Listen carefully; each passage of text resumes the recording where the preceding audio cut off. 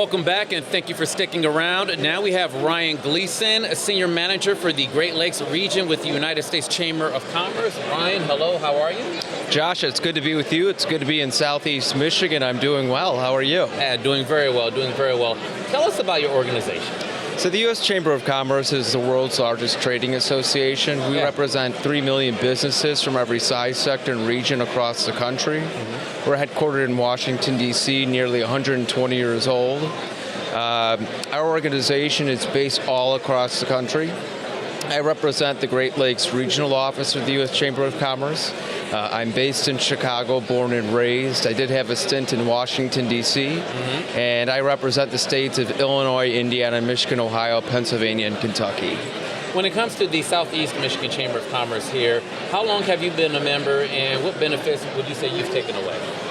Well, so I've been at the U.S. Chamber now for a little over 6 years, and I had a relationship with the Southeast Michigan Chamber, who are members of the U.S. Chamber of Commerce. 3 years ago, came across them, got to meet Mr. Johnson here, who leads the organization. John Johnson and John Long, who are great partners over the years in working in collaboration with the U.S. Chamber on things at the federal level and assisting them in that anything that Southeast Michigan may need.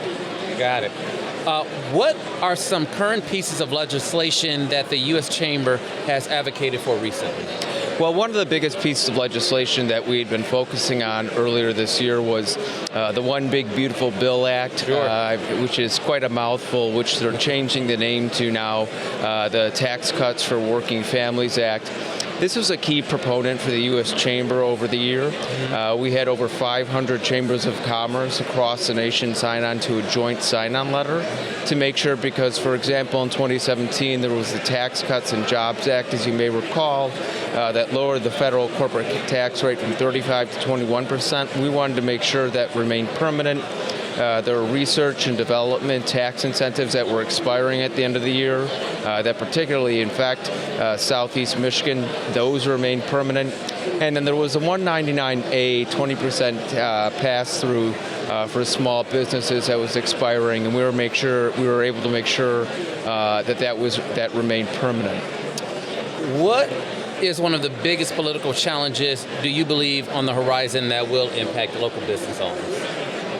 I think one of the biggest issues is it relates to business owners, and specifically here in Southeast Michigan, is infrastructure. And what we saw in 2023, we saw the Infrastructure Investment and Jobs Act pass. Right now it takes about 10 years to get a road built, to get a bridge built, to get an airport built, and I know how important that is to this community. And so what we're focusing on right now at the federal level is permitting reform, to make sure that we cut through the red tape and the regulations to make sure that that money that was spent, allocated in 2023 is able to be distributed here and across the nation. As you know, we have a big election year coming up. Do you plan on making any endorsements? Well, I don't personally, but the U.S. Chamber does get engaged in endorsement events. For example, here in Michigan's 6th Congressional District and across the state, we endorsed Congressman John James last year. We try and advocate on pro-business members of Congress, such as Congressman James, and all that we ask is for members of Congress or candidates running to answer a questionnaire, and then we review it and work with our local lawmakers, chambers of commerce, to make a decision whether or not we'll make an endorsement. But I don't necessarily look forward to an election season because it is busy just trying to get through the rest of this calendar year. Indeed. Ryan Gleason, I appreciate your time. Thanks, Josh. Thank you. You got it. And we'll be back with our final guest.